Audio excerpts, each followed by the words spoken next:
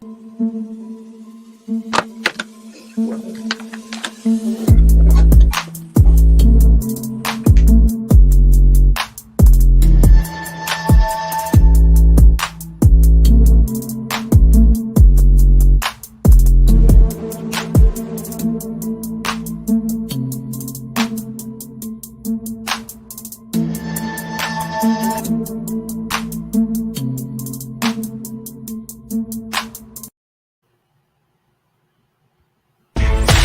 in now to the hottest sports podcast, 910 Sports. 910 Sports. We discuss the latest topics in sports, interview the athletes from all over the country, known and unknown, while spotlighting the youth of today and tomorrow with host Icon E, Mr. Personality Jacob the Great, Crystal, a.k.a. Miss Wildfire, KB the Amazing, and Steve-O, a.k.a. Mr. All Everything Georgia.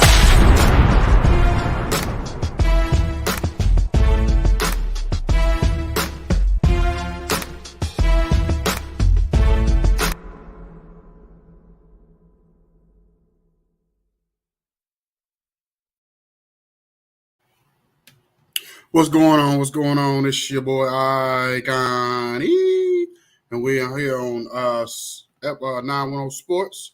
We're here on season 2, episode 6. You know what I'm saying? I want to first and foremost thank God for this opportunity once again to be able to come on here and to be able to grace y'all presence, man, and be in your company of good folk or whatever to do these sports talks or whatever. We have a great show today. Whatever. So basically, man, tune in, man. What's going on, Steve-O? Not much, big bro. How you doing, man? Yeah, man, chilling like a villain. Can't call it, man.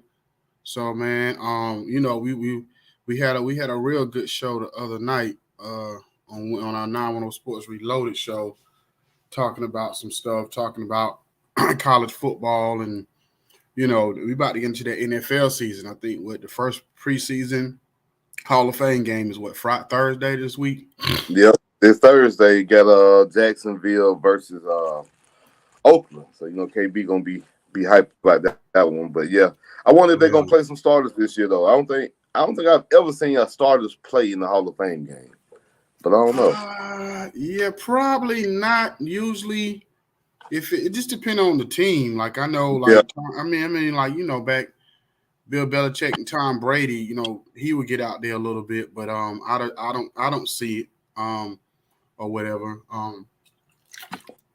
You know, I don't see it happening. You know, it's going to be more about the rookies and the people coming in. I don't even think I see Trevor Lawrence play. Trevor Lawrence may play a little bit, but yeah, the starters might get one series. You got 2 new coaching staffs. With Josh McDaniels trying to come in there and do his thing. I forgot the guys that Jacksonville brought in. But when you got 2 new coaching staffs, I think you may see like the starters for like one series just to kind of everybody against live action. But yeah, I don't expect to see much, man. But just the fact we're gonna have live college, live football back for the first time, and then after that we don't lose it again until February. It's a good feeling because I love baseball, but God, dog, boy, I be taking me a nap during between 3rd and 6th. I'm asleep. Yeah, baseball is a hard sport to keep up with. Unless the only time I really could get into baseball is doing like the playoffs. Yeah, it's real intense, and you know what I'm saying. Every pitch matters, every hit matters. You know what I mean? And then it'd be always funny because they be looking. You know, it'd be looking mad cold out there, especially the night games and stuff. You know what I mean? So it'd just be like, you know, I just remember watching baseball growing up and just thinking about like every time somebody would hit the ball or strike out, how intense it is when you're playing. And if you ever played baseball as a kid and you know, all the games mattered when you was a kid and playing baseball. But then when you play the games that really mattered against either a team that was real good or a team that you didn't like or whatever, and them night games would be crazy. You know what I mean? So, yeah. You know, so Yeah. I agree. I think I just watched part of it with the Boston versus New York, and they have night game, and somebody threw it, somebody in the benches cleared out. That's about the only thing you be excited during the regular season for baseball when they start fighting each other. That's about it. Everything. Yeah, and I think baseball is good now because of the fact anytime the Yankees and the Red Sox are somewhat relevant at the same time, I think it makes baseball better. Even though I hate the Yankees, I don't dislike them as much as I did when I was a kid, but you know what I'm saying, I still don't like them. But but at the same time, Yankees being good is good for baseball.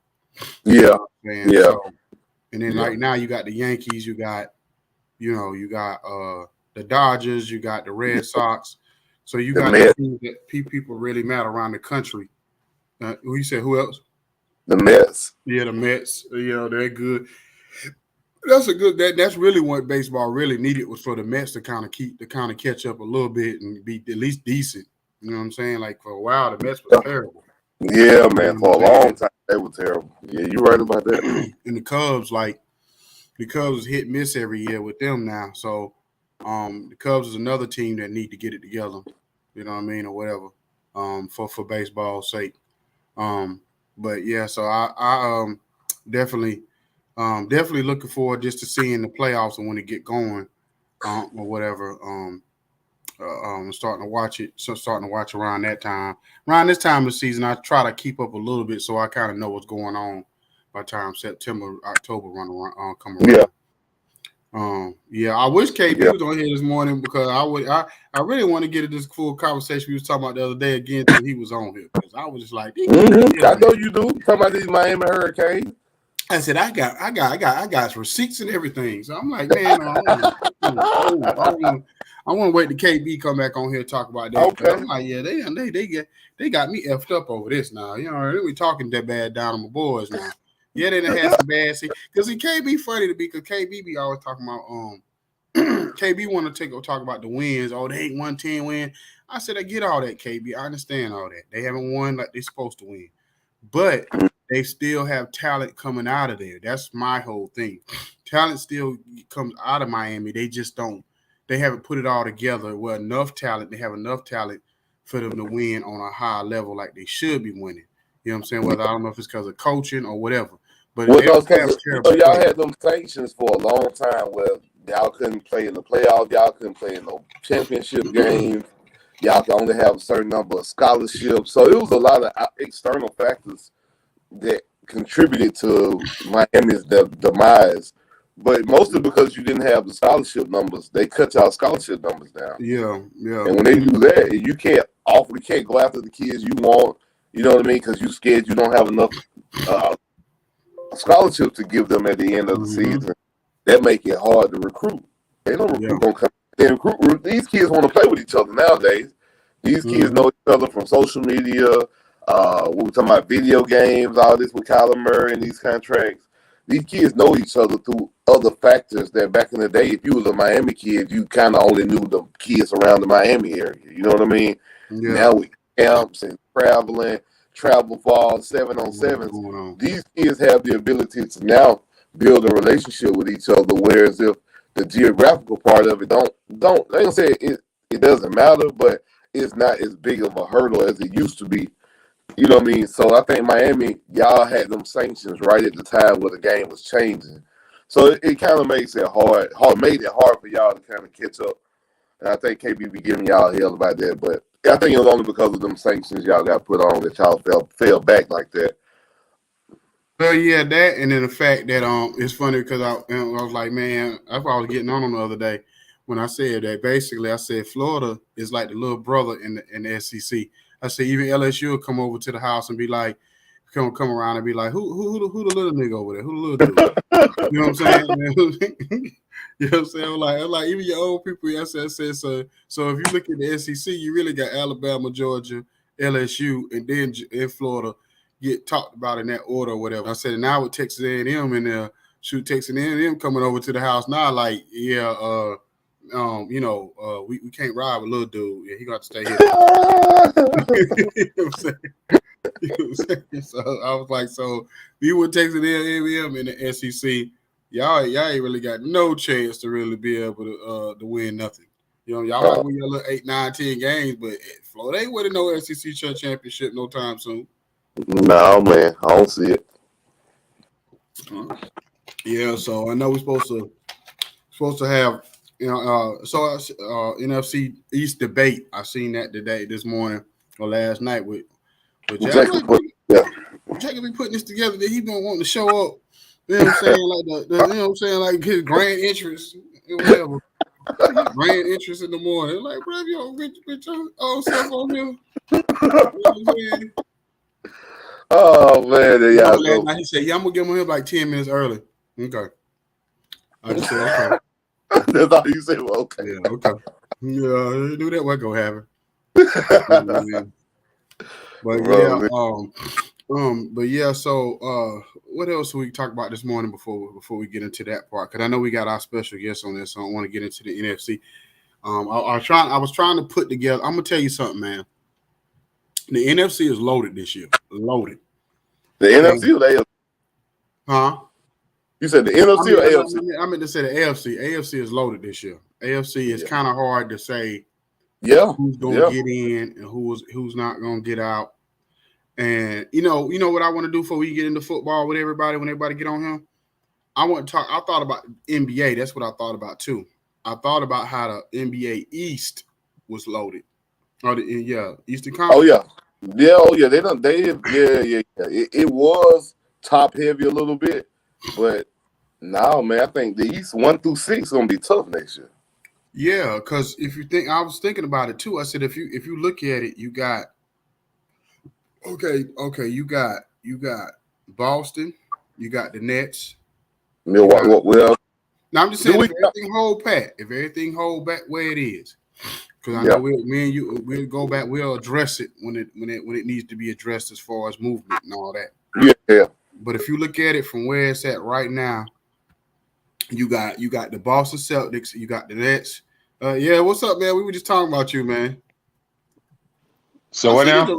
I said we just talk about you, man. I said this joke talking about he gonna come on here 10 minutes early. I said, yeah, okay. Yeah, man. Yeah, you're right. I did say that. What's happening though? Good morning. What's going on, bro? How you doing? Man.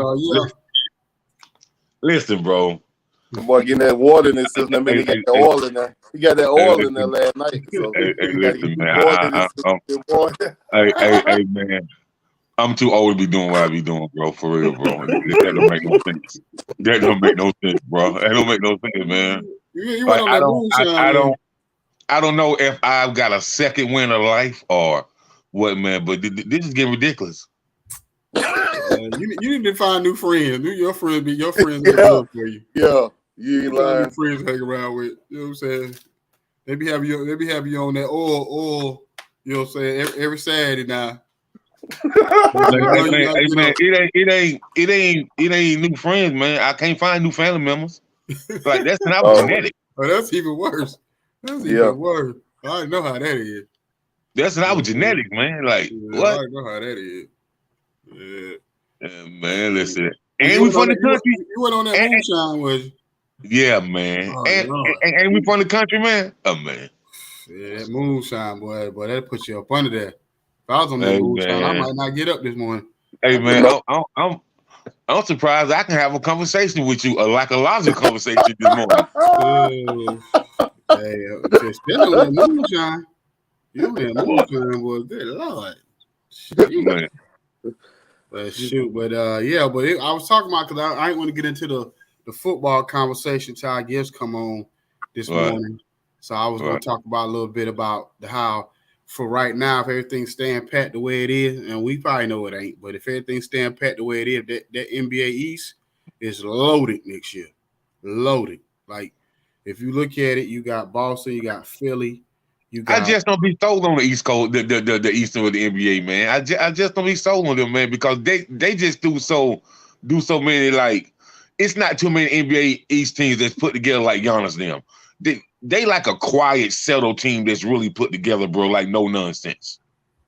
Yeah, but the thing about it is, if you think about it, like, the thing about with the Milwaukee Bucks, the one flaw that they have is that they rely on everybody to do their part, and if that one part goes down, then it kind of like throws everything off. Like it seems like they're the one team that they can't lose like certain people, because of course if they lose Middleton, you lose Giannis, it's over with. But you know what I'm saying? It's just, and then they have to play a certain type of way. Like the reason why people like Milwaukee and Miami win a lot of games, because they're not like super talented all the way across the board. They're like that. They're like that college team that has certain players that do everything that make them run well. So they have to play hard every night for them to win games. So that's why they always going to win 55, 60 games, because they're not like certain teams where they can cruise through the regular season and then turn it on, at the end and then make a finals run. They're not built like that. You know what I'm saying? So, who you talking about, huh? Milwaukee. Like Milwaukee is one of those teams that have to play hard. I mean, they're gonna play hard anyway every night, because Giannis don't turn it off. That joker there, bud. That joker play hard every play. You know what I'm saying? I think he be thinking, be having flashback when he was a kid. Like, you know what I'm saying? If I mess this up, boy, I ain't trying to hey man, hey, don't get me started this morning, man. You said flashback. You said flashback. He was a kid, man. Yeah, when he was jumping on the cheaters, I got him. You go this way, I go that way. There you go. There y'all go. There you go. There you go. There you go. That move was pretty good, man. Get started early. People used to like, man, why back in the day, Steve, they was like, Jacob, man, why you think Akeem Olajuwon so fast? What? There you go. There you go. Say something stupid. Why do I think he's so fast, man? Are you serious, bro? man, just for fun, they used to run Panthers and Cheetahs down. Are you serious? Come on, man. Is you serious, bro? There you go. There you go, bro. I bet I can swim faster than you. If I beat you, I give you my rock. What? Shut the hell up, bro. Oh, shit. Oh, man. I'm going to give you my rock. Heck no. My rock. Hey, but yeah, man. The East, that's why I said the East got a different team. And the thing about it is, okay, I ain't even trying to be funny either. They better not sleep on the Hawks next year. That DeJounte Murray is bigger than people think it is. Oh yeah, now that thing is big, bro. And don't let them get a solid big man that can average like 18 and 10 every night. It's over. Mm-hmm. Yeah, man. I'm gonna be there. I'm gonna be there live.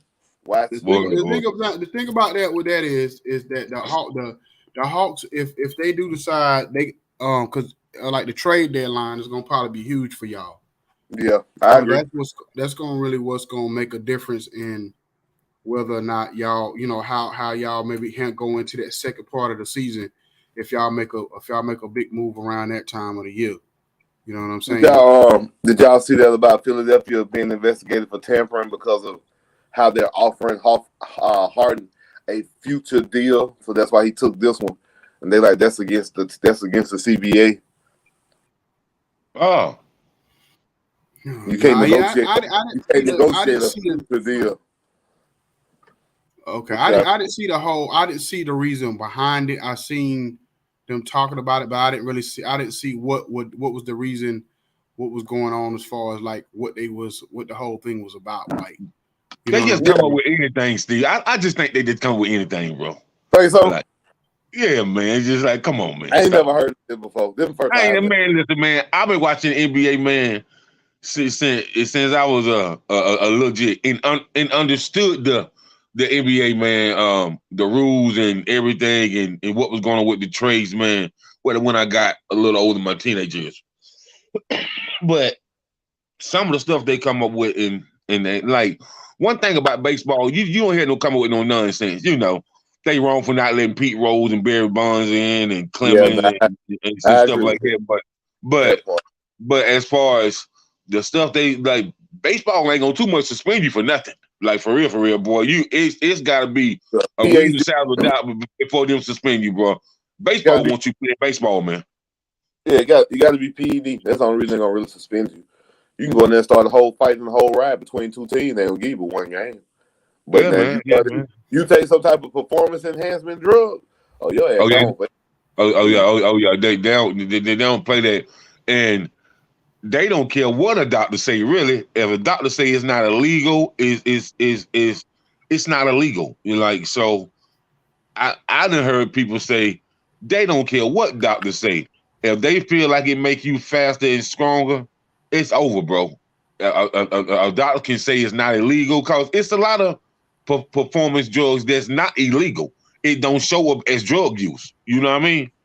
Yeah, they got a list. They got a list of stuff that's banned, but you got to be careful because some of the stuff that's banned for baseball, bro, it be in regular Tylenol. That they can't get a headache and go get something over the counter because that shit will show up.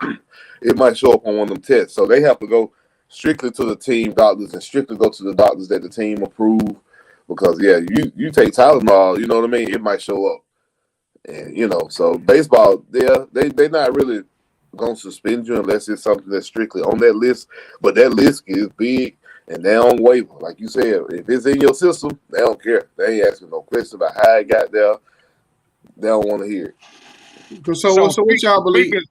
Let me say this outcome for you before you say it. Speaking of this, I want y'all opinion on this. Somebody who was Primetime talking to, man?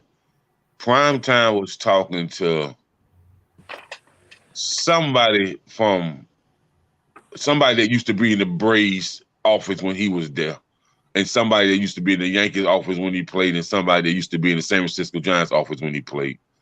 And they was talking about black children playing baseball. Dion said, well, what you got to realize is when I played baseball, we can play baseball for $35, $40, $50. These kids now with the AAU and stuff, you got to have money to play baseball, man. And a lot of these parents just don't got it, man. And a lot of these kids get frustrated about baseball because, you don't even with the AAU basketball and the 7-on-7 football, you got people that's so invested to them, even if a kid parent don't got money, they still get their uniforms, they still get their rooms paid for, they still get their sneakers. And you got people that work on their sponsors for the whole year. You know what I mean? Like you got some AAU coaches that when the AAU season over, they start working on their sponsors then for the next season. So but with baseball, man, baseball's so expensive nowadays, man. I heard one of my homegirls say, man, that if I calculated how many rooms, how much food, how much gas, the cleats, the bats, the bags, my son's a catcher, so he got 3 different gloves. If I calculate that, that's like another salary. She said because the only reason why she started trading stocks is to be able to pay for her 3 sons baseball because she got 3 sons that play. You know what I mean? She got one that's 13, one that's 12, and one that's 11. All of them play baseball as well. You know what I mean? So, and when Dion said that, I was like, man, come to think of it, man, it didn't cost us that much to play baseball. But nowadays, how I had these parents going off about how much it costs to play baseball, man. Listen, man, it's crazy, man. So, what y'all think about the icon, Steve? Well, remember, I was telling y'all this about 3 weeks ago. I told y'all that Deion Sanders was on an interview with Desi Banks, and they was talking about this or whatever. Because I think Desi Banks said he played baseball when he was a kid too. And I was telling y'all how that Deion and them was saying that basically baseball done set it up where they pretty much eliminated the black culture. Huh? Where they eliminated the poverty communities. Yeah, out of the game. You know what I'm saying? Because of the fact it's just like gentrification. They're doing the same thing with black kids in baseball or poor kids in baseball because they can't, but like you said, when we're growing up, your mama probably paid $30, $40, whatever. You know what I'm saying? Yep. For us to get into the game. Now these kids paying up anywhere from $300 or $400 to it could get into the thousands, depending on your position, depending on what market you in, depending on whatever. So it's a lot more money. And like you said, the person you dealing talking about got 3 kids. So she probably paying thousands of dollars, you know what I'm saying, for equipment every year for her kids to play or whatever the case may be. You know what I'm saying? Because it was a struggle for my mama just to had a little extra bread to go get me them doggone cleats because I can't, man. Shoes you got to wear to play baseball. She told me, bro, doing that traveling baseball, man. Listen, man. She was like that traveling AAU season, man. She said, I have to go, take up collection from my brothers and my male cousins, and man. She was like, because I'm a single mama. She's like, yeah, they're dead in their life, and he helped. But listen, man, like when you got other kids and stuff, she's like, man, she said she remember one weekend, Steve, she spent about $2,700, man. Shit. Wow. She said it cost all 3 of them had to go get cleats, glove, ball bags, baseball bats, and she said her one son, that's the home run hitter, he hit with 3 different bats. Well, his ass would have had hit with one. That equipment wear down quick too, man. You play baseball like that, that equipment wear down quick. They done set it up. They done got the game rigged with that equipment, boy. Because your glove, be lucky if that joker lasts a year. That's why all baseball players be having like 15, 20 gloves or whatever it is to go get through a season. Probably more than that. Some of them probably have about, they got like 10 to 20 bats and 15 to 20 gloves and all that kind of stuff to get through a season, and 50 pairs of shoes and all that kind of stuff. That stuff wear down quick. She said, man, she said it got so bad, man. She said she said the shortstop coach, which is the catcher coach too. That's like, man, how much money you spending on these boys, man? She told me, he said, this man about fell off the bench in the dugout, bro. Like, what? Like, so he said it got so bad, man, to like the coaches told her to write down a list and tell what the boys need, for the next up and coming AAU or traveling ball season, man. And they start helping her, man, because she was telling him that she can't do it. You know what I mean? Well, they must be good, and they must be one of the better players on the team. Oh man, well, they been getting coached by them same coaches since they was like young. I'm talking about like, okay, they was like 5, 6, and 7. You know what I mean? Yeah. Well, if you're an AAU team, you got to be good anyway, because like baseball, one of them leagues, you can't be like you can't. It's not like football or basketball where you could play like rec ball or you could play like that kind of little league ball and just be on the team and like participate and get a participation award, and you don't never get on the field or the court. Nah, baseball ain't like that. Baseball, first of all, baseball, you need every player to play. You know what I'm saying? Just because it's set up for everybody to have to at least get a little bit of run and to get out there. If you don't know what you're doing, you're going to get embarrassed. You're going to really be embarrassed. How about that? Just like that. You don't know what you're doing. The AAU team, they got Steve Alcon, man. They probably got 5 different pitchers. Yeah, you got to. Yeah. You got to. Yeah. Wear a kid arm out if you don't have 5 different pitchers. Yeah. And then from the rest of the positions, every other position at least got 2 players that can play that position. Like the third base, the shortstop, the first base, especially them that right field, that center field, like they gotta switch it. Think about this though. Think about how hard it is just to throw a baseball if you never really throw a baseball. If you ever watch an athlete when they go to a game and they try to throw the first pitch, how crazy they look. You know what I'm saying? Stephen Curry, one of the greatest ball players in the game, but the other night was at some game and threw the first pitch out and couldn't even get couldn't throw it get the ball to the to the plate. You know what I'm saying? But what you gotta realize, Stephen Curry, man, all he did was play basketball. Like if you have no recollection of the game of baseball, man, that shit is like Chinese arithmetic, bro. And what you talking about throwing it to them? Nah, bro. Listen, man, but man, I seen Denzel throw a way better pitch than Steph Curry. Yeah, but that's what I'm just saying, because I'm just saying. Well, my whole point is, if you look at just athletes who play their sport at a super high level, and they can't even throw a routine throw to the plate. You know what I mean? And I'm just like, that just lets you know how hard baseball really is. Like, it looked easy when you watching it on TV, but it's a very technical game, and it's a very difficult game to play. And you have to probably put more work. Baseball, you have to put more work and time in to be just good, just to be decent. Average in baseball, you got to put a lot of work and time into it. Man, ain't nobody expect no light skinned Shaman Moore, Steph Curry to throw that ball to the mound. Get out of here, man. That boy crazy. Hey, I'm just telling you. I'm just telling you how I be, man. How about Like, Steve? Boy, you crazy. You crazy here. yeah, because baseball, you got to be. Because that's another thing too with That's baseball. real though. If you're not good early in it, then you get Yeah, frustrated. you can tell early. Yeah, you can tell early who, your hand-eye coordination.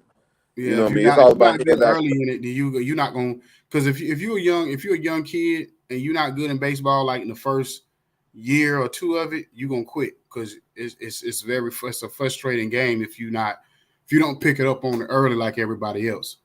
Especially when Steve over there picking that thing, and Steve over there goddamn hitting it over the fence.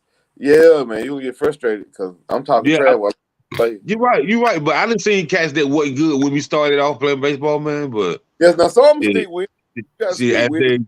as like this before AAU, but as you know, cause they used to have what you call church league baseball in summertime, and so as them deacons and them other men in the church started messing with them, cause it's a lot of men in the church that was really good in sports in their day. So back in the day, I seen people get good over time just from playing in little different leagues, stuff like that, man. Cause they used to have the invitational, you know, um, baseball tournaments and stuff like that. And then, and for a long time, they don't do it now, Steve, but for a long time, there was a lot of baseball leagues for adult men. And man, and boy, listen, man, it was some cats I seen out there, man. I'd be like, man, they must got in trouble when they was young or something, man. What the hell? Like, just that good, you know what I mean? Yeah. Because I mean, I started playing. I started playing when you hit the thing off the little what you call it, The T-ball. T-ball, and then I went over to pitching league, the pitching mound, the pitching machine league. Played 2 years of that, and then I played 3 years of regular baseball. And I ain't gonna lie, for me just to get average, it took me probably my last 2 seasons just to be average. You know what I'm saying, at baseball. And by that time, I just kind of lost interest in it. You know what I mean, or whatever. But you know what I mean, by the time I got like to high school, but I played like all my whole youth. I played baseball, and it was only like 5 black kids in the whole league. It was me, dude named Corey McMillan, my 2 friends, Ron Shaw and Trayvon, my cousin Clinton, and shit, I think that was about it. And all of them was pitchers. All of them was pitchers, but me. I was the only one that wasn't a pitcher. I played like first base, a little bit of third, and outfield. But everybody else was like pitchers or catchers. And I ain't gonna lie, like Corey McMillan and Trayvon and Ron Shaw, they could play for real. They could have went and played college baseball. Or I know Ron Shaw, he pursued it or real heavy for a minute. I want to say he got a scholarship to play baseball at Fayetteville State, or even walked on at Fayetteville State for a little while in baseball. But yeah, all of them could have. Well, everybody, me and Clinton couldn't have played, but the other 3, they definitely could have played like college and maybe made it even into the MLB if they would have kept going with it. You know what I'm saying? So but it is what it is. But yeah.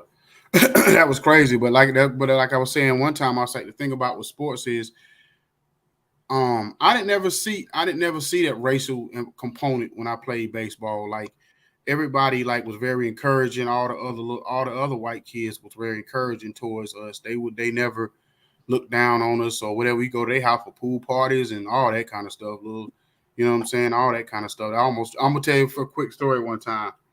So I didn't know how to swim at the time. So I went over to this one of the team, I feel he might either come in the Cub Scouts, because I was in Cub Scouts too. You know what I'm saying? I was like a little black white kid. So Give me a life jacket. So we were paying people's house. They had a pool, right? I remember I seen all of them jumping in the pool, like, oh, okay, that looked fun. I want, you know what I'm saying? I want to say they had a diving board or a slide or something. So I didn't jump in the pool. Didn't realize now this is the time I was probably about no more than about 8 or 9, maybe 10. So I was real little. So the pool was probably like 5 feet deep. So I wasn't tall enough yet to stand all the way up. So I remember jumping in the pool and then realizing it was like the deep end of the pool, and then I couldn't swim. And all I know, I'm starting to sink to the bottom, can't come up. At first, everybody think I was playing. I'm gonna tell y'all no lie on everything I love. You ever watched cartoons and when the Joker get Joe thrown in the water and they be drowning and they put their finger up like they counting to the point they're gonna start to die? Yeah, You know what I'm saying? You see the little cartoon thing and he got his finger up in the air like 1, 2, like if y'all get me out in 10 seconds, it's gonna be over with. That's literally what I started doing. I thought about the cartoon while I'm under this pool and I can't come up. I started putting my finger in the air like, you know what I'm saying, starting to count like if y'all don't pull me out this pool, it's over with. You know what I'm saying? I guess somebody finally realized I was drowning and pulled me out the pool. You know what I'm saying? But that was like one of my craziest stories as a kid. Well, I'm in the pool. You know what I'm saying? They was like, what were you thinking? I was like, I didn't know the pool was that deep. I just seen everybody else jumped in, so I jumped in. You know what I'm saying? So yeah, that was crazy. That's my son to do. Huh? I said, boy, that sounds like something my son to do. Yeah, so but yeah. So what time we got Eric come on and at 9 o'clock? Well, Jacob must have walked away for a minute. Well, yeah. But what was I gonna say? Going back to baseball. I think we already talked about that. But yeah, going back to the NBA real quick. Like I was saying, it's 6 or 7 teams. Because I was even the other night even trying to do a standing in my head if everything stayed pat of who would be first, second, third. And of course, I put Miami and Milwaukee at the top as far as standings wise, just because of the fact that Miami and Milwaukee play hard every night. So they're gonna automatically get their 50-55 wins just because they play hard every night. Yeah, I put Boston up there because they bringing everybody back for now, and I think that because normally Boston over the last few years been normally had these slow starts, but I just think that after losing the NBA Finals and Jaylen Brown gonna be motivated because he in the trading blocks. I really, what's up, Shannon?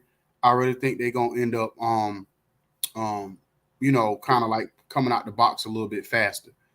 For whatever reason, even though I'm not a Doc Rivers fan, the Philadelphia, like Doc Rivers teams always play good in the regular season. You know what I'm saying? Doc Rivers is like he like the Aaron Rodgers coach of basketball. Like you already know that for whatever reason, Doc Rivers teams play good in the regular season, in the playoffs, they always fizzle out. So of course you're gonna put Philly up there. The Nets gonna be it now. Like I said, if it's stand pat, the Nets will be up there just because of talent alone. I don't know what's gonna happen with Ben Simmons. I ain't even factoring him in right now. I'm just going off of if Kyrie and Kevin Durant still there. You know what I mean, they're gonna be right there in the mix. And then, like I said, we talked about the Atlanta Hawks. So you got 6 teams right there that I know some people, don't think that's gonna make the Hawks that much better. I do, because I think the biggest problem with the Hawks is it seemed like in the early beginning of the season they kind of like they forgot how to play basketball, and then by the time January come around they figure it out. But and I think also what happens is with DeJounte Murray being out there, it doesn't put all the pressure on Trae Young to make every single play. Because if you watch the Hawks, yes, Trae Young has to make every single. He not necessarily make all the shots, but he has to figure it out for everybody else. That's what I mean. Yeah, I agree. You know what I mean? So I think, okay, what's up? Okay, my man Eric on. What up, E? What's up, Eddie? How are you, pal? I'm good, man. How you doing, my man? I'm awesome. Jacob, how are you? What's up, man? How you doing? Good morning to you. Good morning, fellas. Good morning. This is my guy Steve O. He one of our hosts on here. Steve-O, nice Hey to meet man, how my you friend. doing? Good, good.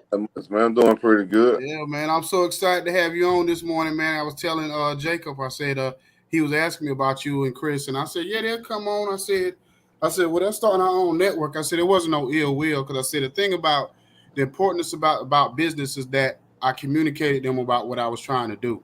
Exactly. I said so many times people just do things trying to be kind of be slick and trying to be shady, but I let them know exactly what I was going to do, and so we kept that business relationship going. That anytime we needed each other, it wouldn't be no ill will. Absolutely. It's all about supporting each other, man. Yeah. So I said they send my stuff over to them for them to put up if they want. They still send me stuff, and we still cross promote. You know Yep. what I mean? So Absolutely. it's just about a support system because we all need that support because we all the little dogs trying to become the big dogs. You got You it. know what I mean? That's why I like to. It's like why I like the hashtag Podcasters Unite. Yeah. Yeah. So just to get started, man, before we get into like the nitty gritty stuff, just kind of give us a background so people kind of know what your background and where you come from in this whole sports world. All right. Well, as it says on there, my name is Eric Perugini, co-host of the Philly podcast from CEVsports.com and sponsored by at Six Pack Coverage Network. I got my start. Basically, it was like any sports fan, you think you know what you're talking about. You watch everything. So of course we become the armchair coaches and quarterbacks and stuff like that. And I just got the bug for it, and I went to the Connecticut School of Broadcasting, and I got my degree in broadcasting, sports writing, editing. All they throw everything in the one whole course over, of course, like 8-10 months, and from there I went to an internship with the University of Pennsylvania, and down in downtown Philly, and yeah, man, I was there for a few years interning. Got to cover football games at Franklin Field, covered many games from the men's and women's basketball teams at the Palestra. So, I mean, it's like that's one of the coolest stadiums I've ever gotten to work in. Absolutely loved it. And I even got to direct a couple hours of the Penn Relays when they were being shown on PennAthletics.com. So it's, yeah, it was a good experience, man. I had a good time with it. And I just kept rolling from there. Okay. So what experience of that experience gave you to now where you doing your own thing? But what have you learned then that helps you out the most now? It actually being there live and sitting watching the games and seeing stuff that goes on the sidelines, stuff that you normally don't see on a broadcast unless the director actually tells a cameraman to zoom in on a head coach, or if there's a fight on the sideline, catch that so we have it on film or on now on computer on all that stuff. But yeah, you just sit back and you get to see it from, I like to say, their eyes, their angle. So it's like you're telling a story from the camera. You're showing. It's like they're telling a story on the field with how they're playing the game, how they're conducting themselves, and situations. But us as camera people, we're showing it. It's like we're showing like us, the people watching. So we're telling a story. We're trying to figure out, the best angle to get when the guy's like running down the sideline if you're right there or whatever. But yeah, I just got to see the game in a different point of view, a different light, and I took that mentality with all the sports that we did, and even some boxing events that we did at the arena that they have down there in South Philly, down in Center City, and yeah, I fell in love with the cameraman aspect of everything. But when I stopped working there, it was okay. I still want to go on. I still want something to do. And how do I get my voice out there now? How do I bring this experience of what I've learned from talking to coaches and players and stuff like that? And I wound up hooking up with Chris, and he was like, "Dude, I've always wanted to talk sports with someone." And I said, "Well, you got your guy." So, and that's where we went from there, and we started doing Facebook Live shows right before the pandemic, and when the pandemic hit, we found StreamYard, and because we were like, dude, we have to start talking. It's like we got to get out there and start talking. It's like we got to vent frustrations, talk about anything, because for a while there was no sports. It was dead. So, but yeah, but that's how I got going, man. It was like, as you can tell, I love to talk, so I just kept right on rolling with it, and and being a lifelong fan of Philadelphia sports, going to as many events as I possibly could, and kind of working in the industry for a little while. Yeah, man, it's I found my passion. Yeah, I'm gonna let these guys jump in for a second, but I do want to say this though, is that a lot of people, it's funny because the main thing about doing this podcasting thing is the one thing, and I know we talked about this when I first started talking about teaming up with y'all, is consistency. It's consistency, and like you said, and having content, because the hardest thing is to try to, especially the content when it's the off season like now, if you know what I'm saying, trying to figure out what you're going to talk about, especially if you're not interviewing people every week and stuff. And then I think the thing that people struggle with who say they want to be podcasters is consistency. And I said, because really it's not about like just coming on whenever you feel like coming on. You actually want to have a time frame that you come on so you can build an audience so people will know that you're going to be on at that particular time. Because if you're all over the place, you're never going to build anything. You know what I'm saying? And I think people's personal lives kind of end up getting in the way of them being consistent. So what do you feel about that? You know what I'm saying, on that part? Oh no, you're absolutely right. It's all about consistency, and we actually got lucky. We actually took a little bit of time off in between some things that were going on. Chris had started a new job, and I was actually getting in the middle of starting a new job, and so with him actually. So we took some time off, and right before we signed with Six Pack Coverage Network, right before we signed our contract with them to have our show exclusively on their network, we were like, okay, well, like you said, what are we going to talk about? There wasn't anything going on. So we were talking with the guy Andrew, who is co-owner of Six Pack Coverage Network, with ex-NFL player Albert Hainsworth. He's part of he's actually, I would like to say he's probably the bank behind the whole thing. But we were talking with him, and he's like, guys, just if you want to take a couple weeks off, to figure out what you want to talk about, come up with ideas for the show. And Chris and I were like, we can't do that. Like, we gotta figure out something, this way, because we were just starting to really build an audience, and now we're transitioning from our thing to exclusively with another network that a lot of our people that we're watching don't know about. So we're not only trying to tell them, hey, we're moving to this, but come with us, and build their brand too while you're building us.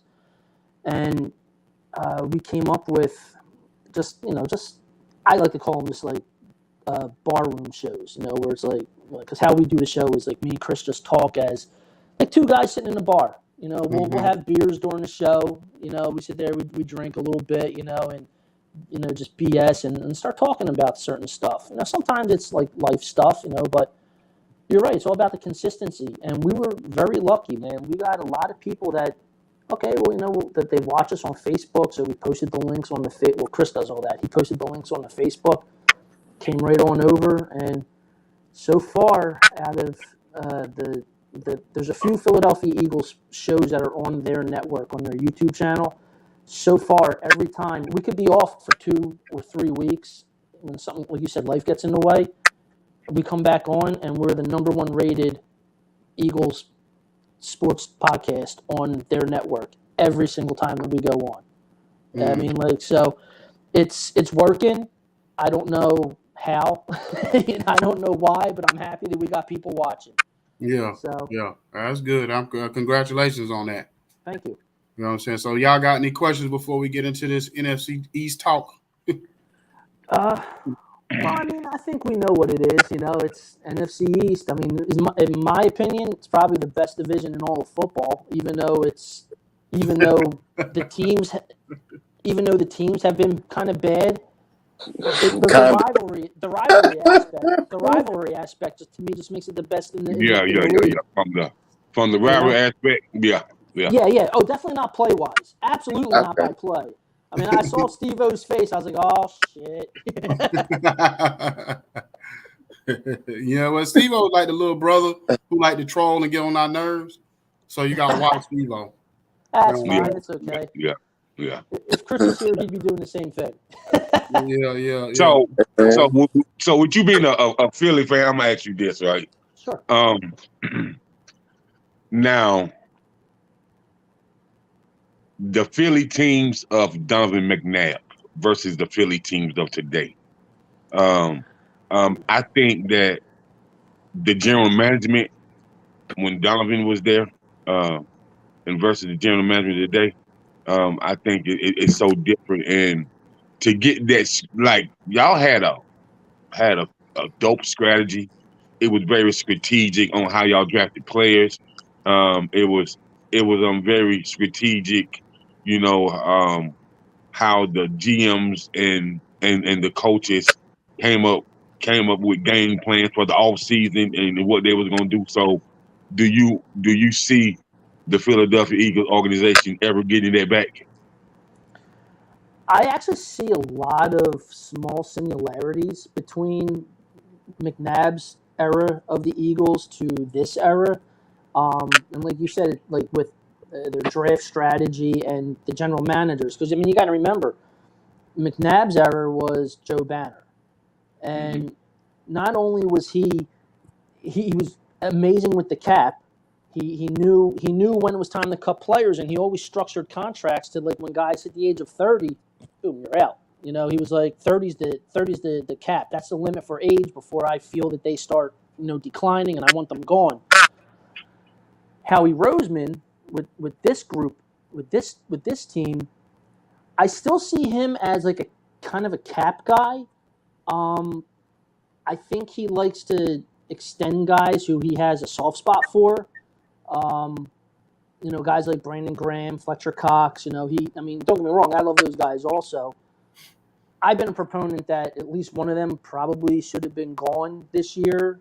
Yeah. You know what I mean? It's like maybe Fletcher Cox, I would say. I mean, they brought him back for 1 year, 14 mil, which is kind of like a, hey, thanks for everything you did. We'll give you 1 more year, and here's your payday from us, which I'm okay with. I mean, I am okay with, but one of those two guys should have been gone. That's how I look at it. Probably Fletcher, because Fletcher like 119. Yeah. Fletcher been playing forever, bro, forever. Yeah, and And has been doing a good job forever. So no I shade think to they, him, but sometimes you get older, you gotta move on. I think they should have. I definitely think you should have got rid of Graham. You got Fletcher there. You bring in Big 99 Jordan Davis from Georgia. Oh yeah. And you got to have somebody to teach him and kind of give him the little tricks to the trade. You know what I mean? Gotcha. Teach him how to grab the offensive lineman, up under his jersey and move him around how you want to. It's just little things that Fletcher can teach him. To me, that Brown's not going to give anybody, but. Right. I mean, I do agree with you on that because it's kind of the same thing with Nick Foles. Get out of here, Bill. This guy. I agree with you with that, Steve-O, because I get the same feeling from the center that the Eagles drafted. That he was handpicked by Jason Kelce because Kelce knows that this is his last year, and he handpicked this kid, Hutchinson, I think his name is. Yeah. He handpicked him to be his successor, and he's going to teach this kid, and like, so I agree with you on that. Sometimes you do need the veteran to bring the guy along because it's not always the best idea to just throw a rookie in. It's really not. And like you said, especially with Davis, like a lot of people are having issues with his with his, what the hell am I trying to say here? His conditioning. They think he's just a little too big, and he's not a 3-4 down lineman or 3 down lineman, and it comes with time. It comes with playing time. Yep. So in that sense, and it also gives them depth and a rotation to bring guys in and out, like they were doing with the defensive ends when they went to the Super Bowl. How they had Chris Long and Barnett. You could interchange these guys, and so you always had someone fresh on the field, which a lot of teams don't really have that option, which is also another similarity to the McNabb days and now this team with Jalen Hurts. They always had a good offensive line. They always had good depth where they could move guys around, and guys were in a good place. And guys were for the most part healthy and fresh during games. Like, they got a good rest period before they came back in. So, I mean, yeah, there are some similarities. I think Howie is a better cap person than Joe Banner. Yeah, I agree with that. With everything, Cam Jurgens, that's it. Thank you, Bill. Cam Jurgens. I said Hutchinson. Cam Jurgens, the center. Okay. But yeah, I think Howie's a better cap guy. I mean, he comes out of nowhere with, like, he'll have like $200 in cap space, and then next thing you know, he's got 17. So it's like he's got so much money, and Yeah. he impresses me with it. I mean, don't get me wrong. For a while there, I was one of those guys. Like, he's got to go, get him out, throw him back the other side of the building, like they did when Chip Kelly was there. Like, get out of here. And Good old Chip. Yeah, right. That's that SOB. Well, the thing about the Eagles too is see, this is the thing that's tricky with with Jalen Hurts, is that I watched him at Alabama, and then when he went from Alabama to Oklahoma, I think that helped his growth out a lot because he went through so much. And then one thing with him, what I've seen is he has this certain type of like swag about him, a certain type of like charisma or whatever. I don't know why. He has this like certain like thing that makes you follow him because he's always like in this kind of like professional, like, mode of, I got to lead this team. So it's kind of like talent wise, he may not be the greatest talent, but You're right about that. Thing that makes you want to like root for him or follow him. And so I just think that alone may help, because like I hear like people like Skip Bayless say he may not have the tangibles, but he has the intangibles to make him, that kind of helps him, like that kind of covers up his flaws. So what you think about that? You going off Skip Bayless? Is that what we're talking about? We talking about Skip Bayless. Skip Bayless love Oklahoma players, right? So now we talking about Skip Bayless. But I seen it myself too. I was just using. You seen what? What you seen? I've seen when he was at Oklahoma. I seen that Jalen Hurts, he has leadership skills. He's not necessarily the greatest talent in the world, but he does have a leadership quality about him. Like that was 2-3 years ago. We're not giving you credit for Oklahoma no more. You've been in the NFL long enough. If you're a leader, you're a leader. If you're a leader, you're a leader. He ain't led Philadelphia nowhere. He only been there 2 years. Dang, what you want to do? Dang, so you like everybody else. You want to win the Super Bowl in the third year? Hold on. Let me put this in perspective, right? Because I watch Philly. Listen, I watch Philly heavy because my wife and father-in-law are diehards. My wife is a diehard Philly fan. I'm a Falcon fan. She a Philly fan. That's how we do this house. We separated. Half the kids. We split the kids. But I took one. So, you know what I'm saying? So I watch Philly, right? Philadelphia, there's no reason why the last 2 to 3 years Philadelphia should have not won this division, because the division winner has won 9 games. Outside last year, I think Dallas won 10 or 11. But before this, the NFC least was the name of the division.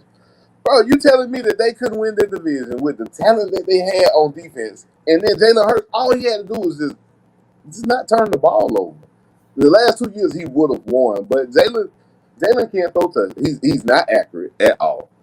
At all. His accuracy is horrible. He's mobile, but he doesn't make the best decision when he gets outside the pocket either. Like, sometimes he should just tuck it and run. Nah, he gonna throw it. I'm like, no, just take the first down. But he tries to make the 40, 50-yard play sometimes. So I like Jalen Hurts. Don't get me wrong. I like Jalen Hurts. And I think that the Philadelphia Eagles will win the East this year based off the moves that they have made in the offseason. And I like A.J. Brown, but Steve, hold on. Steve, I'm gonna tell you where you're wrong. One part. When you said that the Eagles has not been the most talented team in the NFC East the last 2 years, no. The Cowboys are the most talented team in that league or whatever. And then you got to think, the Eagles did make the playoffs last year. It's not like they was just like at the bottom of the barrel. They did get in, And a lot of that had to do with the little things at times in games that Jalen Hurts had to make a play here or there, even when it was his feet, to help them win those games. If you watch the Eagles play a lot of those games, but I'm gonna let Eric jump in here to answer his team and what he sees.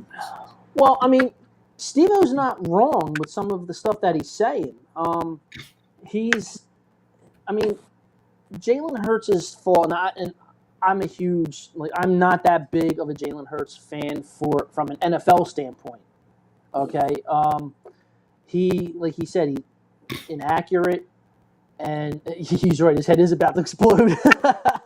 But no, he's right though. He's inaccurate. His timing is terrible when he's trying to throw across the middle to his wide receiver. His timing is absolutely terrible. But as an Eagles fan, I'm more concerned with his ability to read a defense.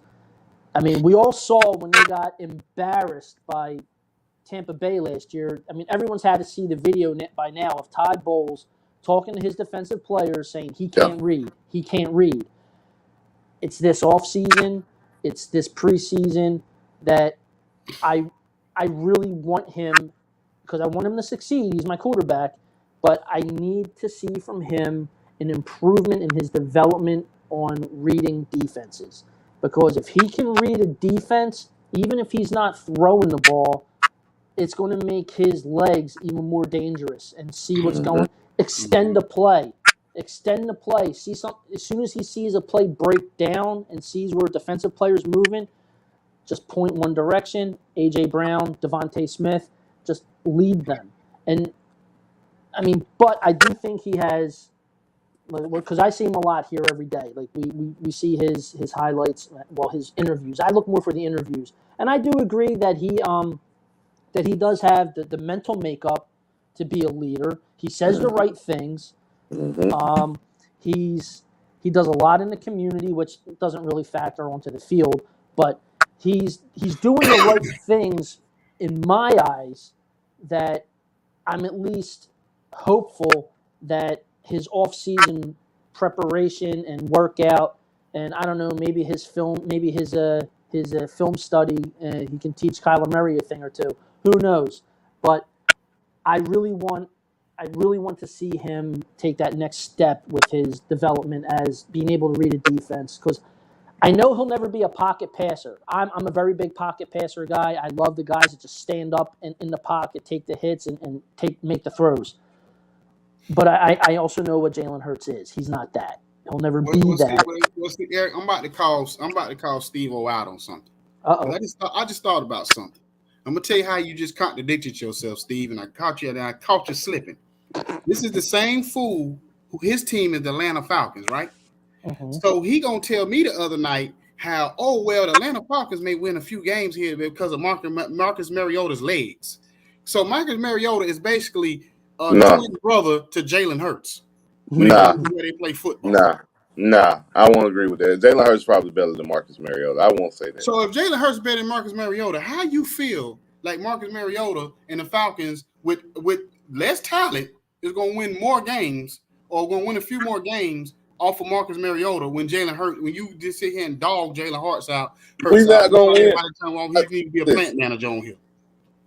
How you going to add up, bro? Man, so Jalen Hurts, for one, he lost his job at Alabama because of his accuracy against Georgia.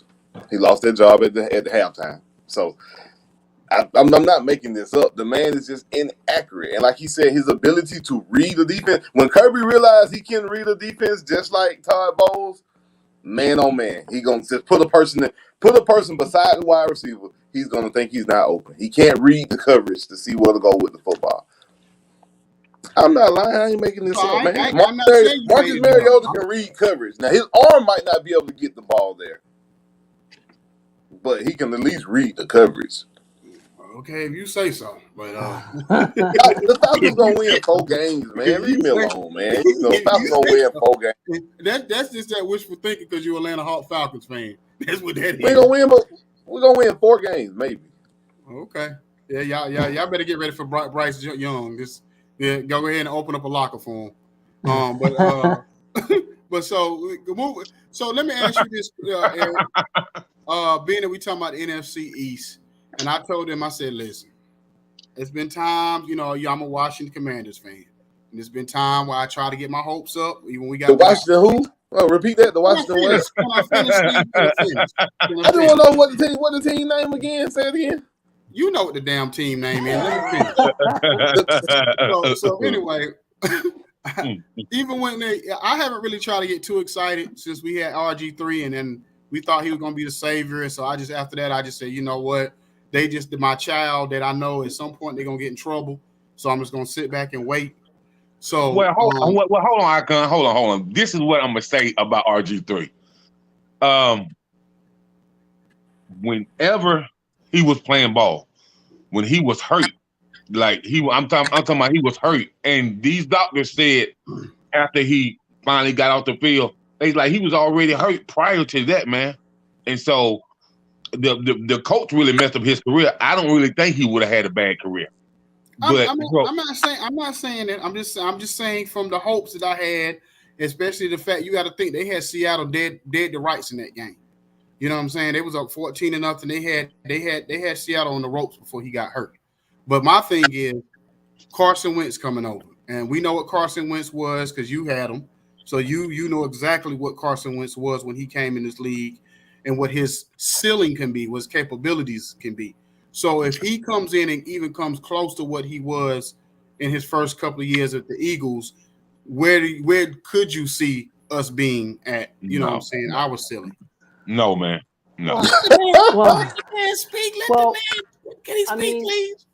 I like the good thing is with having Wentz there, who quite honestly, I'm a Carson Wentz guy. I still think he's a decent quarterback. He wasn't that half bad last year at all. Like if you go and look at the numbers for all the quarterbacks, like for the season, he's there. He's there, and I think he got a raw deal from the owner with Indianapolis. But anyway, that's besides the point. Now he's in Washington with the Commandos.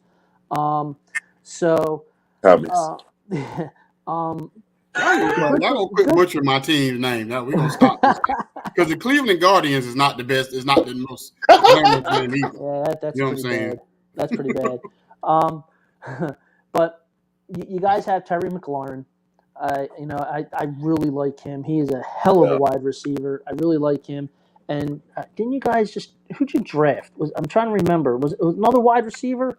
Yeah, we got Dotson, Jahan Dotson. Jahan Dotson from It was good. Yeah, Mm-hmm. so that's a decent one too, right there for them. And I'm a fan of Gibson. Coming out of the backfield, I'm a fan of his. I think he's underrated just because of like where he's at. I really do. I don't think he gets enough respect because he plays in Washington. If he Carson had Wentz float last year with his running with the running game, he kept us afloat in games. Yeah. I think if Carson Wentz can find anything of what he was definitely in his first 2 years with Philly, and like I said, last year he wasn't bad. He wasn't great, but he was consistent and he was good. He just got stuck behind Jonathan Taylor basically. That's all they did was just run the football. I think Washington could be one of those teams where down the stretch they can make a little noise, but I don't know if they're going to. I think they'll be a lot better than the Giants. That I honestly agree with that. I don't see the Giants being a threat to anybody anywhere. But I think coming down the stretch, Washington could be one of those teams that is kind of like a playoff killer for somebody. Like they'll come and steal a win from someone who's who needs a win make their playoff chances even greater. Dallas, Philly. Especially in the division. Because you got to figure, you play everybody twice. So, yeah, Washington could be a starting point for them to be. Because the thing about it is they have like the I want to say either the best has the worst playing against the weakest schedule. I know they're like in the top 3 of the weakest schedules as far as teams they play.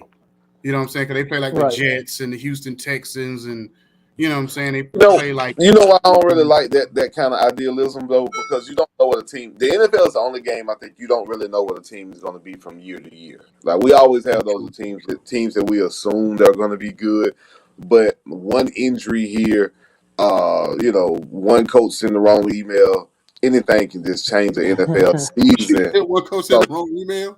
yeah, anything can change the NFL season so quick, man. It really be tough when you be like, oh yeah, they got the toughest schedule in the league, but we don't know what those teams are going to be. You know what I mean? We all assume like, oh yeah, this team is going to be good. This team's going to be good, but I mean, a lot of those teams sometimes they don't really pan out. So I understand the power rankings and all that type of stuff, but I think football is the one game you could say literally one play can change anything on a team. Tom Brady breaks his fibula. You know what I mean? One play, the whole season changes. The whole dynamic of the season changes for the whole AFC that year. You know what I mean? So Yeah, I mean, that's true. you're exactly right too. Because I mean, I remember going back to the McNabb team for the Eagles. I mean, that punt return that what's it? Brian Westbrook had against the Giants changed that entire season. Like that just changed their season. You know, and I mean, and like when Steve-O says, you know, anything can happen. It's literally any given Sunday, and the NFL is just like that. I mean, okay, for the Eagles, 2016, Carson Wentz's rookie year. No, he was good. You know, whatever you get from a rookie quarterback in their rookie season, you can't trash them because they're a rookie. They're learning. So what you get, you can only say, okay, let's see what they do next year. This is a learning season for them.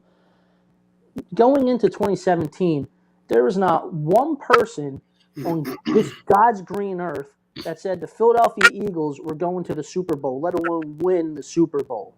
I mean, they were just talking about it the other Thursday or Friday, and people were saying on the radio, I had them at best for going into that season, maybe a playoff position, maybe the playoffs, like not even, you know.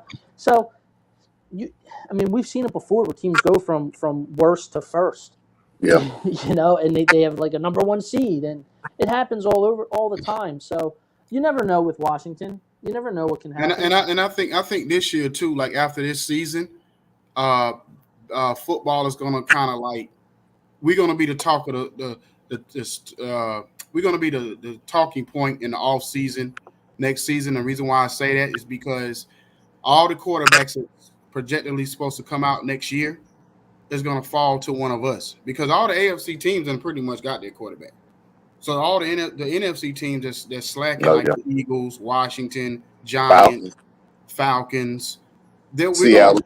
Seattle. We're going to be the talk next year because we're going to be ones getting these up and coming, supposedly, hopefully, superstar quarterbacks. Well, and the Falcons have $200 million in cap space. Don't get that part. Cap space is another thing. You know, it's like and like you said, I'm sorry, I called you Eddie earlier. It's Iconi. I forgot your stage name. I'm sorry. It's all good. It's like the people are forgetting the Eagles have 2 first-round picks again next year. Oh, I forgot that. Yeah, they're forgetting that. So this season, if Jalen Hurts, like, and I'm going to say, completely shits the bed. Like if he just does not take a step forward and he's the same guy from last year and doesn't show improvement in year 2 like Joe Burrows and Josh Allen have, or Lamar Jackson, you know, if he doesn't show some kind of improvement, because this is his last year in his deal. Yep. He wasn't a first round pick, so he didn't get that 5th year option. So he won't show no improvement. What's that? He won't show no improvement. Hey, I'm hoping. No hope. Like in my eyes, man,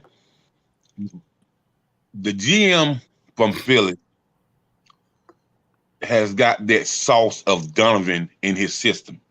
And to have a quarterback that's 6'4", that's about 240, that run by the 4 4 and the 40, that can throw the ball from goalpost to goalpost, and can run like a deer. Like that's what Philly had got accustomed to. Yeah, I mean, I think you literally just described like Randall Cunningham. So I mean, it's like you described 12 right there. So I mean, like, but no, I mean, I I don't think Howie Roseman was really ever sold on Jalen Hurts being the starting quarterback because you have to remember they Nope. drafted him in the second round, but they just given Wentz that huge extension. So I can't see a team saying, okay, we're going to give this guy a huge extension that we don't believe in, and we're going to draft this guy in the second round who could be a starter a few years from now, but let's throw all this money at a guy that we don't trust. So I think I've said it from the start. Jalen Hurts did not win the starting job in Philadelphia Eagles team. He did not win for the Eagles. He was given the job because they had nobody else. And he's had his back against the wall the whole time because he was never there was never a competition. You know what I mean? Like they benched Carson Wentz and like, okay, you're the guy now, and then Wentz is out of here. There was no competition. You know, the indictment, the worst part, the worst thing that ever happened to Jalen Hurts is he got embarrassed on national TV in a playoff game. Or not in a playoff game, but a potential playoff game. When they were playing against us, when we were still the Redskins, and they played against us in that final game, if the thing about it is, I watched that game from beginning to end. If Jalen Hurts would have stayed in that game, y'all would have beat us that night. And when they took him out in that fourth quarter for whatever reason, and I can't remember who they put in the game, but whoever they put in the game pretty much sealed the deal for us to win that game. But Jalen Hurts had us running for dear life because with his legs, and for whatever reason that night he decided to be accurate that night. You know what I'm saying? You know what I mean? We wasn't, and our defense wasn't doing no favors in that particular game. I think we're doing ourselves any favors, but I didn't. That and also with Jalen Hurts is, it's sad when your biggest compliment as a quarterback is that you win the weight room for your team. You know what I'm saying? It's sad when they say he's like the strongest guy in the weight room or whatever. Like, I don't know if that's a compliment to him or if that's an indictment on the team for your quarterback to be the strongest guy in the weight room. Yeah, that is concerning. That really is a concern. I mean, I don't want to see him, bench pressing all this and squatting this. Sudfeld was Sudfeld. Eric and Icon, did you listen, man? Did you guys just say that Jalen Hurts is the strongest person in Philly weight room? Tell me you ain't said that's the story that's the story they put out about Jalen Hurts is that he wins the weight room every time. Yeah, he wins. Yeah, he's deceptively strong. Let's put it that way. The kid's got the core of an oak tree, apparently, from what they're talking about. So, I mean that's great, good for him. But like Icon said, I don't want my quarterback out bench pressing my offensive lineman. I don't want that. I don't want that. I don't want him having squatting 600 pounds. When my starting running back can't even catch the football properly. Like, I don't care. It's like I just want him to throw the ball. I just want him to be a quarterback. I want him to be smart and accurate and read a freaking defense. That's all I'm asking. Mm-hmm. What do you think about the AJ Brown move? Absolutely amazing. Like, you want to talk about blindfolding people and just screaming like holy S moment. We were doing a live draft show, and I had, like, sitting where I am right now, I had iPad here, laptop here, phone in my hand, and I'm constantly scrolling Twitter, and we were, I would say we were behind what was on TV. Like, Chris was away on business, so he was doing the show from his hotel room. I'm in my kitchen, and I'm like, holy crap. Like, I should have sent it over to you so you could have played it. It was the funniest thing ever. Like, I just yelled, holy, like, breaking news, and we just freaked out. Like, I couldn't believe it.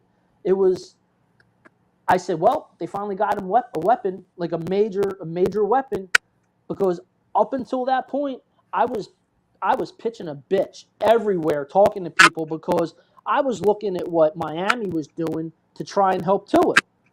Like, you go get Tyreek Hill. You get Tyreek Hill. You sign the one wide receiver. Yeah, Cedric Wilson. Then you go out and you get Dallas. What you doing, Dallas? What you doing, Dallas? So I'm like, I'm like, they're trying to set him up. They went out and got James Conner, and I'm like, they're trying to, they're doing stuff to help Tua out, to help make him a better quarterback. And up until that point, the only thing we did was sign Zach Pascal. I was like, y'all got Zach Pascal? Yep. Dang. So what y'all gonna do with Rieger? His career over with in Philadelphia, huh? I think he's going to be the returner.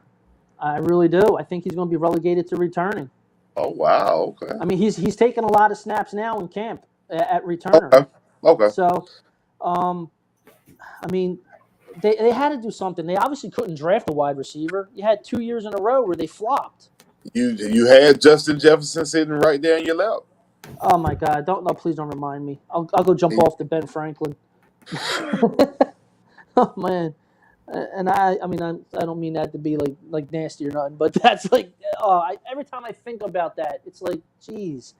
But yeah, no, I thought that was a great move. Like I said, totally surprising move, and it was a smart move. Not just for the talent in the wideout room and things like that. It was smart because him and like AJ Brown and Jalen Hurts are really good friends, and you have that camaraderie, you have that familiarity with somebody. You're just comfortable with them, and I think for a side pick of T.O. Hell, I would take T.O. back right now. The guy's trying to play in the NFL at like 50 years old. I would take him back. I saw that. So, yeah, no, I thought that move was great. I mean, created a lot of buzz here in the city, and it still comes down to if Jalen Hurts finds that especially with him and with his accuracy, if they're good together, if they mesh well, AJ Brown and Devontae Smith together, along with Dallas Goedert, who's a future Pro Bowler. I'm happy. It sounds like to me you're gonna have to use AJ Brown like Deebo Samuels with your quarterback situation. you know, and I love Deebo Samuel too. I love watching that guy play. What he did last year was just nothing short of phenomenal. If they use AJ Brown like that, whatever helps us get the W, I don't care. I really don't care. He ain't that fast though. AJ's not fast. So let me ask you, what's your thoughts on the Cowboys? Since we got a Cowboy lover on here in the NFC East, what's your thought? What's your conversation like on your show when y'all talk about the Cowboys and how you and Chris see the Cowboys? I'm not gonna lie. When we talk Cowboys, it literally goes from we're trying to be. we're trying to be. Got the shine in there. There you go. I mean, we're really trying to be objective, and then I don't know. Somehow, I don't know. Maybe it's too many beers, but we just like dive right into Cowboy hate. But honestly, I mean, this will be a fair assessment since I'm only drinking Red Bull. I think they are still what they are. Okay, I don't think that they improved too much, and I don't think that they really lost that much. You don't think losing Amari is that much? I'm sorry, say that again. You don't think losing Amari is going to be big for them? I think it will, but then at the same time, I'm a big fan of Michael Gallup. I like Gallup, so I'm not trying to compare talent level to Amari. You know what I mean? I think Gallup can be a 2. Gallup can be a 2. That's not a problem. Absolutely, yeah, and I think that's where a lot of people are getting like thrown off with the whole wide receiver situation in Dallas now that they don't have Amari Cooper. Which, to be quite honest with you, I would have moved Zeke over Cooper. Oh yeah, definitely. I thought they would have moved Zeke too. Cooper. Oh yeah, I agree. But I think no, go ahead. Okay. But yeah, I'm interested to see what their passing game is like without Amari Cooper. I agree with you on that, Steve-O. I think Michael Gallup can transition in. I don't know. I mean, he's not that same talent level, but if that guy just runs his routes right and catches the passes that are thrown to him. But when's he coming back? And he's still like recovering from the ACL? He is. Nah, he does. Michael Gallup. Yeah. Yeah, so we don't even know when So- he's going to exactly come back. And you know, with He's gonna be out ACL, for the first. He's gonna be out for the first 5 games. First yeah, you 5. know, in the Okay. ACL Yeah. game, especially as a wide receiver, ACL, it takes a minute to kind of get your groove back, especially when you're dealing with ACL. But this what I will say, Eric and fellas, man. I'll say that with adding James Washington to the addition, that's gonna take a lot of pressure off CD Lamb. I forgot they I got him. think I think And James who you Washington is okay receiver, you know, and I think he gonna confuse defenses. You know, if that can get the ball to him, he can definitely help. Who you said? James Washington that we got from Pittsburgh. From Pittsburgh. I forgot about James Washington. Yeah, He's pretty good. I had him on my fantasy teams a couple of years. He helped. So see, I'm huge on fantasy football too. So I guess that's why I look at it a little bit more from an aspect of you're gonna have number 1 cornerbacks now playing against CD. CD always got the number 2 or 3 guy because the first guy was going with Amari. So now that you draw that number 1 cornerback, does Michael Gallup as your 2 have the ability to get off like CD was getting off? That's a good I don't question. think so. Now, to me, I think the whole passing dynamic changes too because Dak, his comfort blanket. You don't have Witten no more, and you don't have Amari, and then your tight end from last year, Schultz. Did they re-sign Schultz? Yeah, he did. Yeah, they did. They gave him a big contract. Yep. Gotcha. Yeah, they did. They kind of had to. They kind of had to, but it was a good move for them, though. I think offensive-wise, they really have to figure out what they're doing with Ezekiel Elliott because he's too inconsistent of if you're going to run the man or you're not going to run the man. You know what I'm saying? If you're going to utilize him, if you're going to give up on the game plan after 5 carries and he only get 10 yards, or if you're going to try to be consistent to say we're going to keep trying to feed him until he has that breakout run, or we're going to just go to Tony Pollard. I think that's Icon, you must don't see what I see, Icon. You probably can't see what I see, bro. You can't give a back that you're paying $90 million. You can't give him only 16 carries a game, bro, and expect to get this massive production out of him. That don't happen, bro. Yeah, I agree. That's what I'm saying. You know, they have to make their mind up what they're doing. Zeke need at least 25 to 35 touches every game. Yeah, I agree. That's what I said. They have to make up their mind what they're doing with him. It seems like they're going with a game plan to use him, but then of that first of 5 or 10, 6 carries, if he doesn't have 30 yards after 5 carries, they give up on him. You know what I'm saying? And that's not Ezekiel Elliott. That's not his game. His game is not built off of these explosive plays every time, like maybe his first season when they felt like they was going to get that every time he touched the ball. That's not where he's at in his career anymore. See, and I'm glad you said that because that you led right into what I was going to say next. The problem with the Dallas Cowboys isn't the talent on the field; it's the guy calling the plays. That's right. I'm not a believer in Mike McCarthy at all. I think he is completely overhyped. He's garbage, hot garbage. Yeah. So and like you just said, Jacob, it's they give up on him too fast. I'm sorry, Icon said it. They give up on him too fast. And like you said too, Jacob, you need him to have touches, carries, and that's if you want that kind of production from him, like to get these massive amounts of yardage and stuff like that to basically control the game. The only problem is with that now is he's got a lot of mileage on him. You know, he's got a lot of mileage on him now because his first 2-3 years in the league, it was just feed Zeke. You know, so that's what they did. And I mean, but you know what problem, I see. You know what I see from Dallas. Not to cut you off, I see from Dallas and Mike McCarthy especially, and even probably that whole offensive coaching staff, is that they want when they go against certain teams. It seems like, let's say if they went against like a Patrick Mahomes or a Tom Brady or one of these elite quarterbacks, it's like they want to prove that Dak is up there with them. So do you know why? Throw the ball 50 times because we want to make it look like you're the same level as them. And then instead of sticking with the game. Do you know why, though? Do you know why? Because of Jerry Jones. No, I paid this man. I pay him more than No, Steve-O, no, Steve-O. $45 million a game. $45 million a year. I need you to have 3 or 4 touchdowns a game. Because if you don't, I can't justify this kind of. Steve, he was doing that when he was only making $4.2 million a season, bro. Like, do you know how much? He's a fourth round pick. He wasn't expected to do that stuff. That's cool.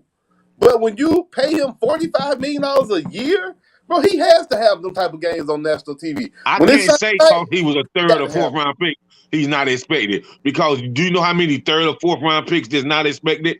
Do you know what round Jerry Rice came out in? We're talking about quarterback. Like, do you know? Quarterback. We're talking about quarterback. Tom Brady, 6th round. Tom Brady, 6th round, and he to go. Give me another one. What are we saying? Another one. That's one rarity. That's what are we saying, though? That's one out of how many quarterbacks that's been drafted? What are we saying, though? It only takes one. It only takes one. That's all. That's all. Seeing is believing. And we've seen that. Seeing is believing. We've seen that. Tom Brady never took the contract Dak took. But that ain't fair. That ain't fair. Like, that ain't fair because okay. Tom Brady is the only quarterback. He's the only person in sports other than like Tim Duncan. Tom Brady never took the contract Matt Ryan took. So what are you saying? Like that, I agree. Matt Ryan was overpaid, just like Dak Prescott overpaid. And when they have that's not for you to say, bro. That's not for you to say. Dak overpaid. That's not for you to say. Because you got a Super Bowl out of Dak. Because your opinion of the Dallas Cowboys really don't matter. Yes, you know what I mean? Because you are a hater and a naysayer. It don't matter. Playoff win. You pay $45 million for one playoff win. It don't matter. It don't matter. So what you can do, Steve, is take your cereal box team and take to the table and eat cereal. At least Matt Ryan went to the Super Bowl. Okay. And Tom Brady paid you, and Tom Brady paid him off. And y'all got no Super Bowl. Hey, real quick. Kirk Cousins been overpaid for like the last 5 years. Hello, Steve. Chris said Kirk Cousins is overpaid. Yeah. I'm gonna tell you what I used to. I even say this in the barbershops about Kirk Cousins. Kirk Cousins is a genius. Now we'll pay. He's a genius. This is what I'm saying. Kirk Cousins is one of the players. He's like that girl who you go out on a date with, and y'all get hot and heavy, and y'all get all the way to third base. You know what I'm saying? And right before you about to go in, she says, "Nah, I'm good." So it's like Kirk Cousins is the one. He gets you all the way down the field, get you the stats, get you all the way down to the red zone, the 5-yard line, and he'll throw an interception. Or he'll miss somebody on third down. You have to go for the field. Hey, how block somebody? That's what Kirk Cousins. How we block somebody on him? Who you want to block, man? Who you want to block? Who you want to block? He wants to block my co-host Chris. Oh man. Oh, hey, wow. Listen. But this is what I'm gonna say, man. They was doing a report on Cousins the other day. I think it was on Jalen and Jacoby, whatever that show is, and they were saying, now Kirk Cousins is a whole financial services by himself. I was like, so they showed since he been in his percentage, he only have a 500 rating. You know what I mean? So it's like he's only won 50%, but they was like, but man, you make $35 million for the last 5 or 6 years, and he said they was like, I believe it's more years than that, but not making under $35 million, and you go to the house every season and eat Red and Barker and drink, cherry Pepsi or whatever, bro. Like how can you?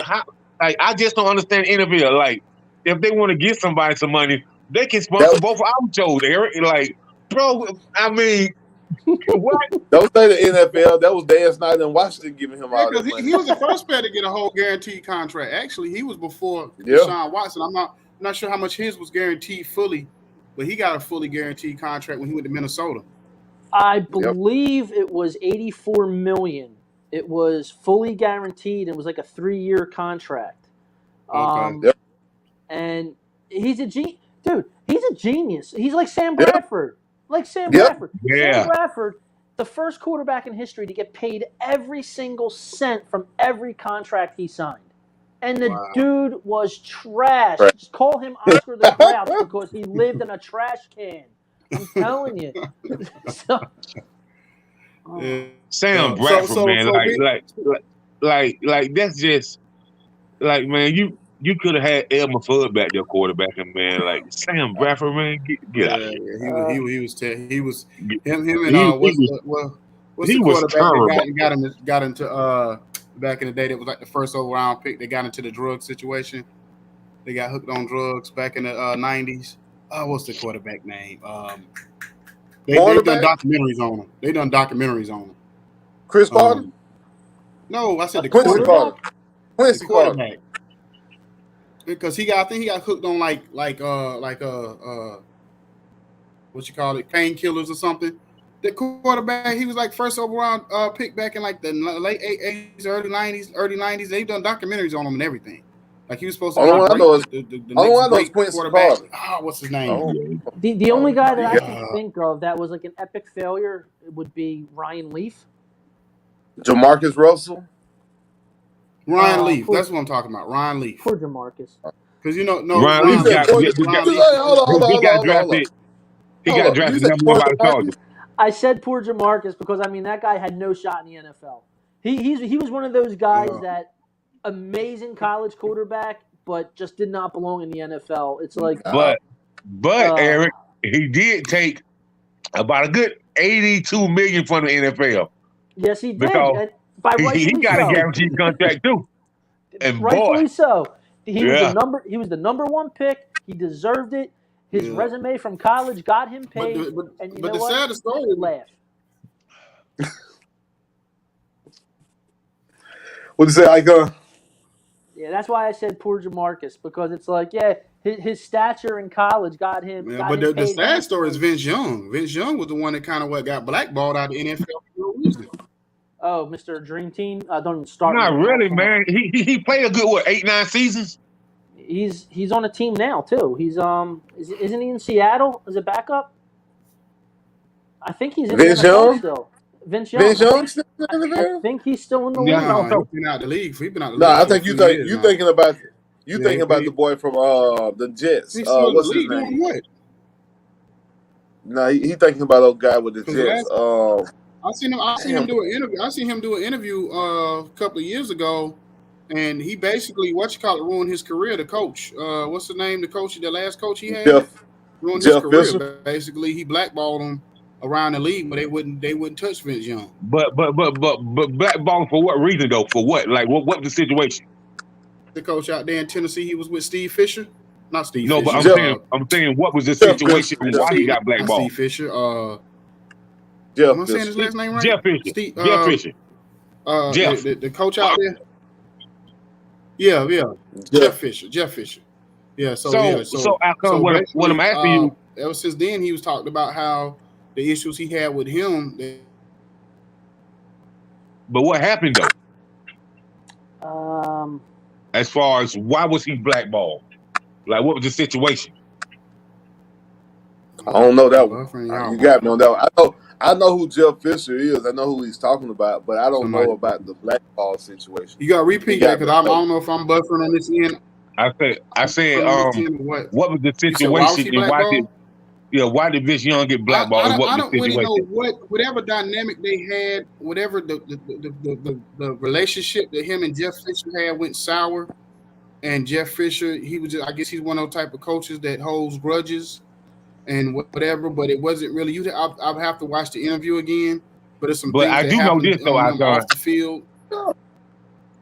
Vince did battle with some depression, and I can remember Eddie George doing an interview, and he was like, "Man, when you battle with depression or anxiety, he said a lot of time people don't understand, but they should just let you be, because a person that's battling like that, if you keep jugging at them, they'll snap on you." And so a lot of people feel that's why Vince Carter snapped on Jeff Fisher. Yeah, because I think Steve Young's, Vince Young's career and Garoppolo, and hear me out, Garoppolo kind of looked in the same light that they actually have winning records for their time in the NFL. So if you look at record-wise, they have like real good winning records. But for whatever reason, people look at them talent level kind of almost like the same way for some reason. It's like a weird dynamic between the winning Vince Young where they play on the field. Vince Young got winning record. in NFL? Yeah, he got a winning. Go back and look at his numbers. Yep, go back and look at his numbers. He has a winning percentage as far as wins in the NFL. Go look at his numbers. Look at his numbers. I'm looking at them right now. You know what I'm saying? Oh man, he has decent. Yeah, I mean I can't look. that's an look at interesting his point. numbers. That's an interesting point. Steve, what did he say? I'm looking, bro. I got to give me 1 second. I didn't realize he was actually selected to a Pro Bowl. Oh, really? He go to the Pro Bowl. Yeah, he went twice. He went better than people think. And Vince Young was actually way better than people gave him credit for. 6 years as a player, 7 comebacks, 13 game-winning drives. Where's his? I'm trying to find his actual win-loss. Yeah, me too. Hold on, let me see right here. Game on.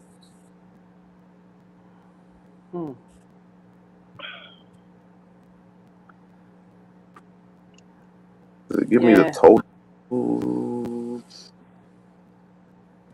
He had 2 playoff runs. Okay.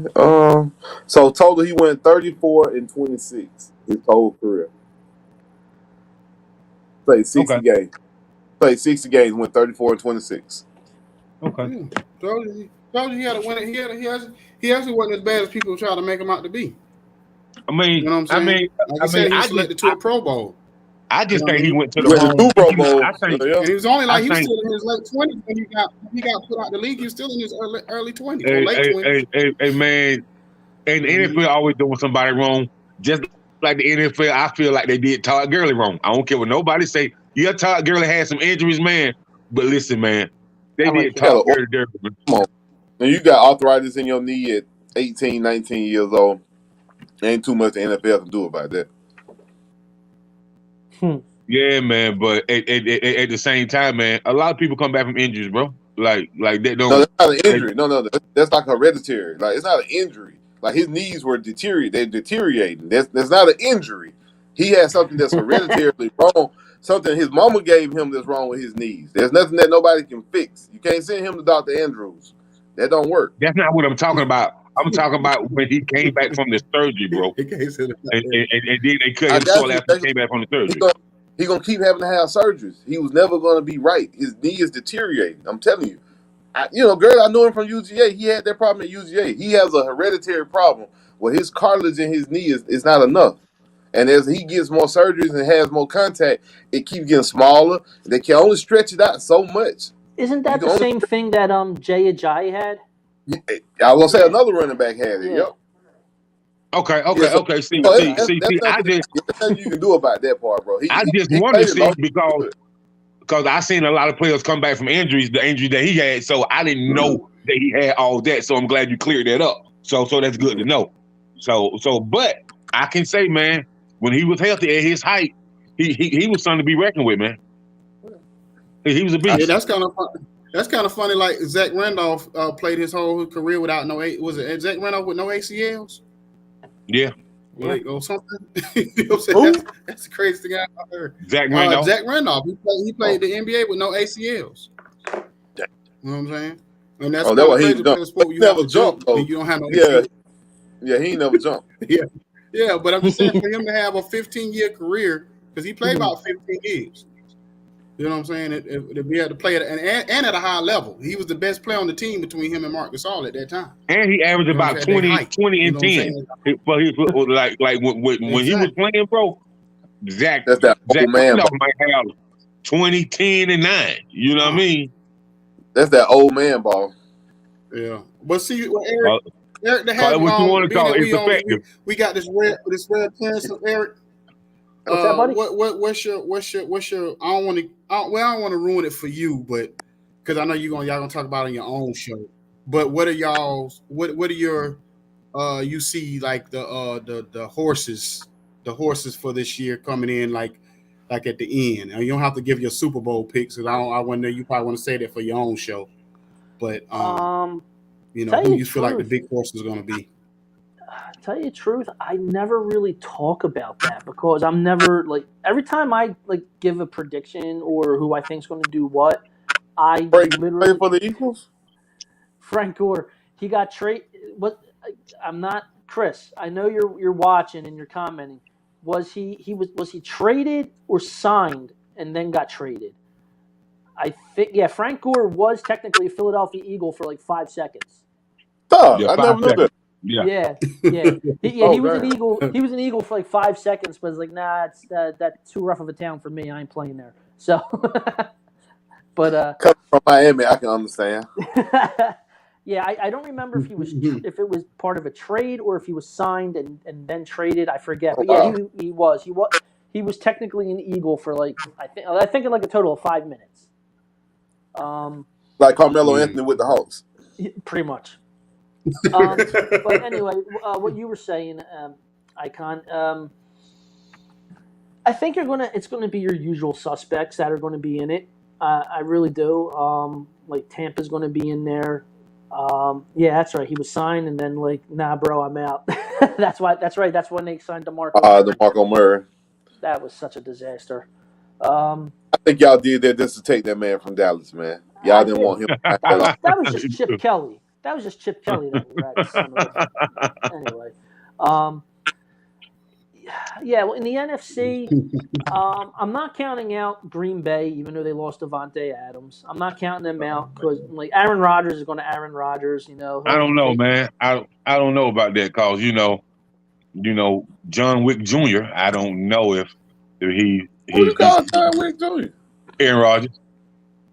Did you see him show up at camp the other day? Yeah, John Wick Jr. He's out Con Air. Oh man, come on. He comes showing up more looking like Cameron Poe from Con Air. Yeah. It was the funniest thing. He coming like he about to be in a wrestling match or something. I thought he was about to be in the next wrestling man. And he the biggest crybaby in the world, bro. Like he Yeah, cool so much, man. Yeah. I want to send him some Enfamil, some baby wipes, some pacifiers, and some Playtex bottles. Like, he no worse than Brett Favre was up there in his end of his tenure in Green Bay, bro. Same thing. No, bro. Don't disrespect Brett Favre like that. Don't disrespect. No, don't disrespect Brett Favre like that, bro. Don't do that. No. We not. So Brett Favre won the diva before the end of his career. Come on, no, man. Get out of here, bro. Not like this. No. If Brett Favre was anything toward the end of his career, that was just a one-off. That was a one-off. Hey, bro. That was a one-off. Steve, he wasn't like that Brett every year. Favre was anything What about the in man his sending career, his private parts to the reporter in New York? all we can do is call Brett Favre drunk that start talking out the side of his face. Now, what about him what about him sending the naked pictures of himself to the New York reporter who didn't ask for him? Hey, man. I'm just saying, Brett Favre got some. No disrespect. Hey, Eric, No disrespect. Brett Favre got some problems, bro. Let's not act like Brett Favre. That just make him a super freak. That don't make him a crybaby. That just make him Rick James good. Brett Favre just didn't know if he wanted to retire or not. That's all it was. Like he just didn't want to give it up. Yeah, he wasn't no crybaby every year. He just was doing the Tom Brady now. You know what I'm saying? Like, oh, I'm gonna play. I'm not gonna play. I'm gonna play. I'm not gonna play. You know what I'm saying? He's just doing that now. You know what I mean?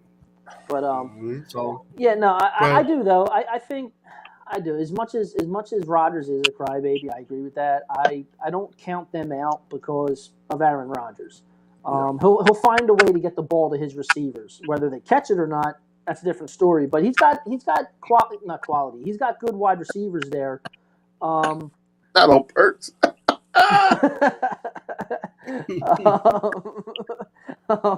Well, he was just slinging them out there. He was just throwing them. Yeah.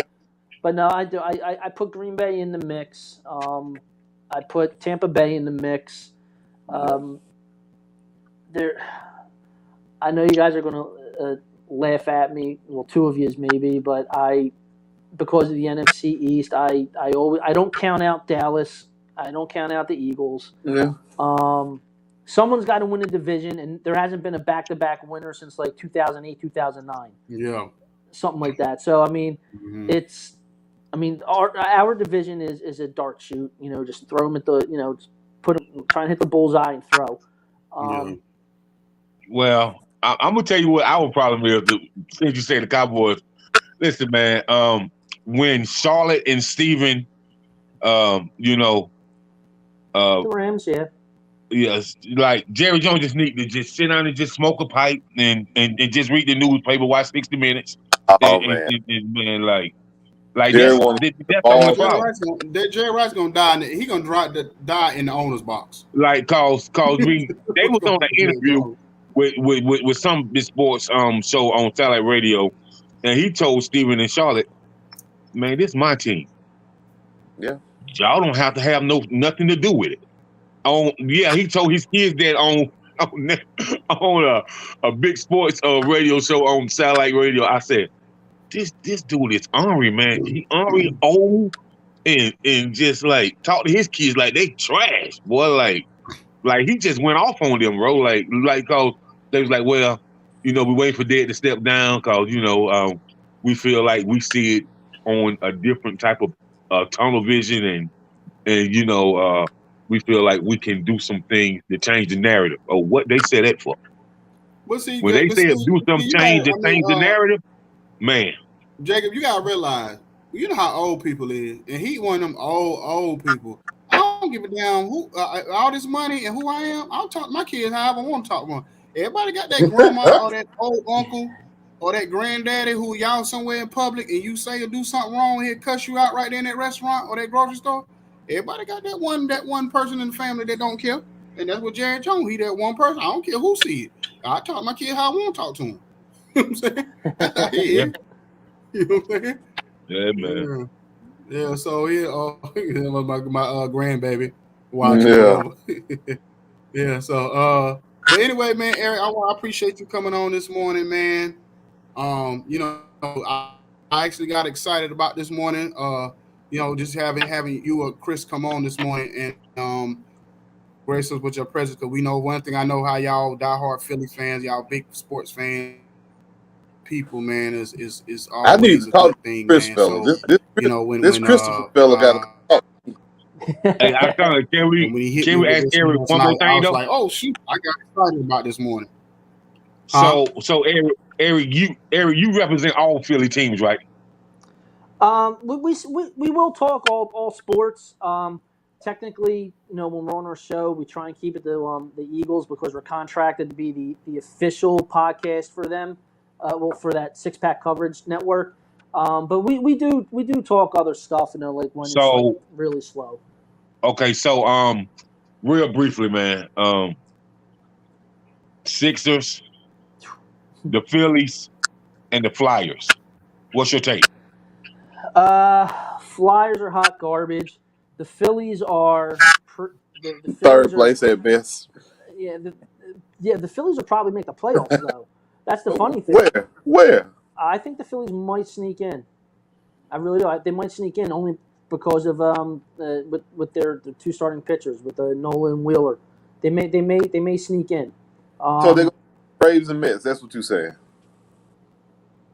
I don't count the Mets. They suck ass. I don't care what the Mets do. I can't stand the Mets. My guy.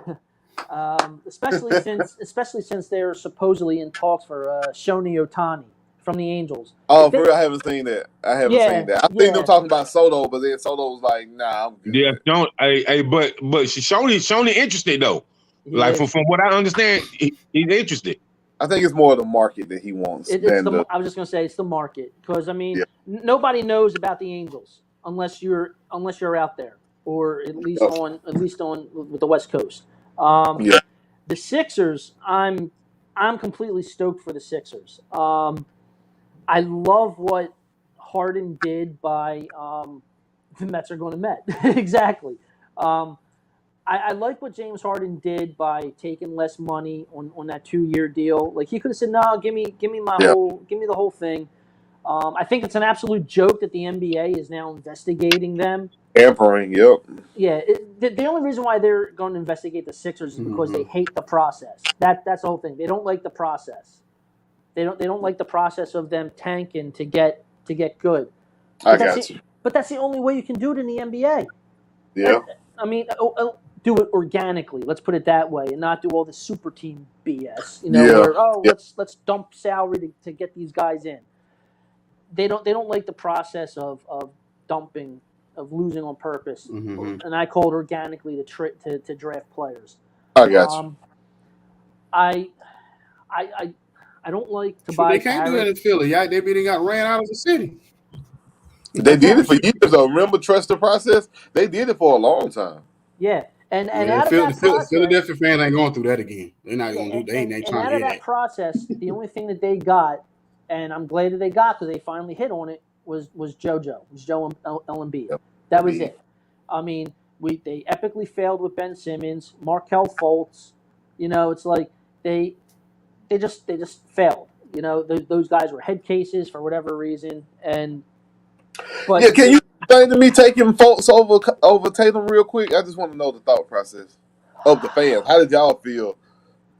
At the Now, time, how you feel now? I guess at the time you didn't know because Fultz was projected to be that guy. Yeah, I mean, at the time, I can't fault them for taking him number one at the time. He, like you said, he was projected to be the number one pick. I think it was predetermined that Boston was going to take Tatum no matter what. So even if the Sixers had said, you know, screw you to Danny Ainge and took Tatum, there probably would have been a trade somewhere along the line for them to get Tatum anyway. But I will always say, I think in hindsight, I do think the actual you're right. That's right. I don't have the heart or mindset to do another process either. But yeah, no, at the time, I think Fultz was the right decision. I really do. I'm not going to say that at the time Ben Simmons was the wrong decision either. These guys just didn't pan out for whatever reason. Now, at that time when Ben Simmons first came in the league, I'm gonna give him his props. He was getting off.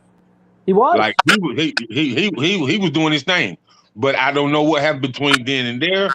I mean, I don't know if he went out with some bad chick that might have did something to his mental, or I mean, it's just like some of the things. That Kardashian girl. I was just gonna say he dated a Kardashian. That's it. That was it. Oh yeah, okay, it's over. Yeah, It's over. That's I like y'all biggest thing. I need to get rid of Tobias Harris. That's the thing. I don't know why y'all hold on to Tobias Harris.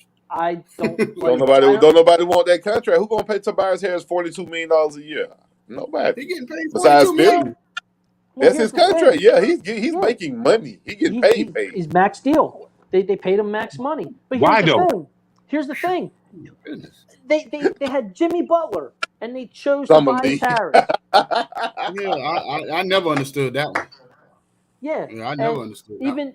Even Jimmy Butler said it after they eliminated the Sixers. He's walking off the court. He's going, Tobias Harris over me? And I'm like, yeah, I don't get it either. I mean, I sit back and I'm looking at it now.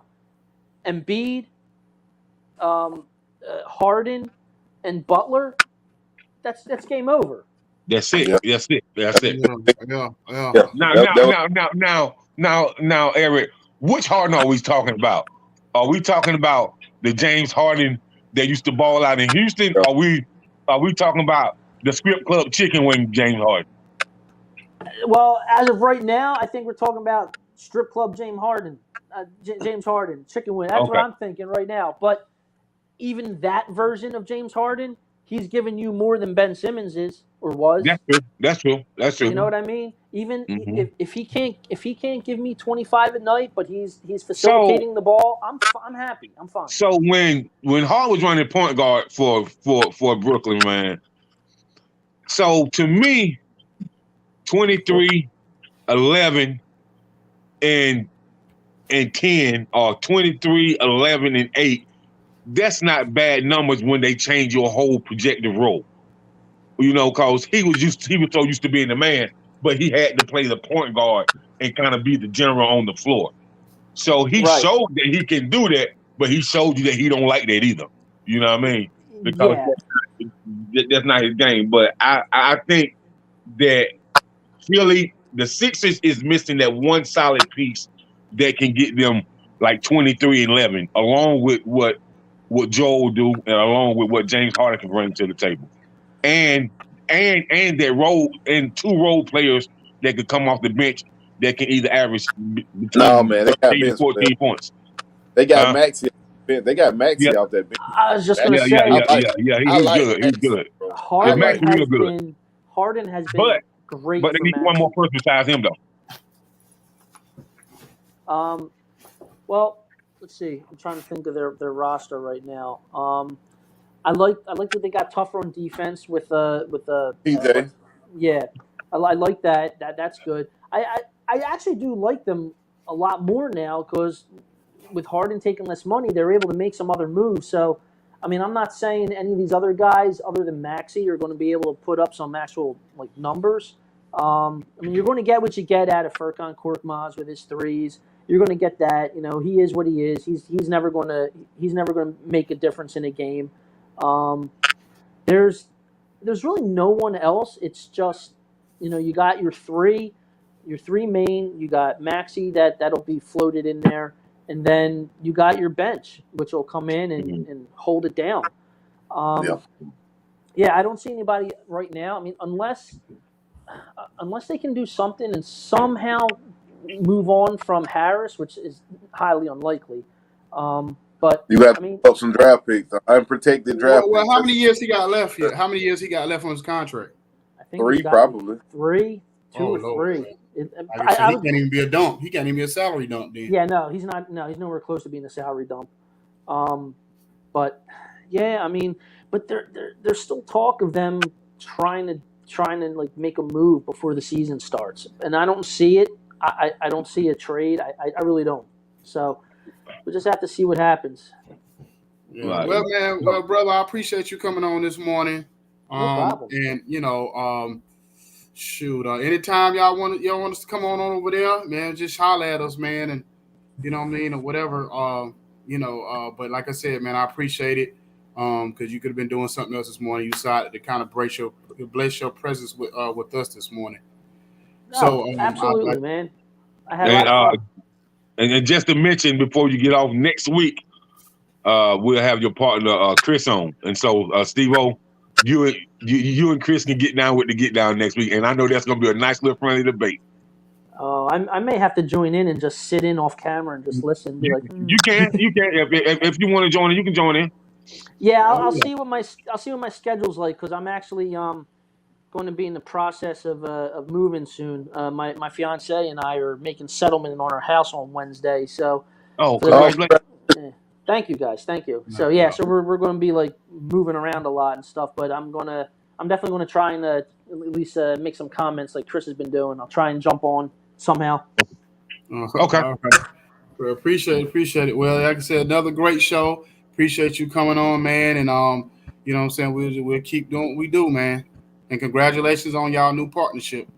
Oh yes, thank you very much. And real quick for your people that don't know us that well, we're the Philly Podcast. I said you can check us out on pretty much any outlet where you can listen to your podcast.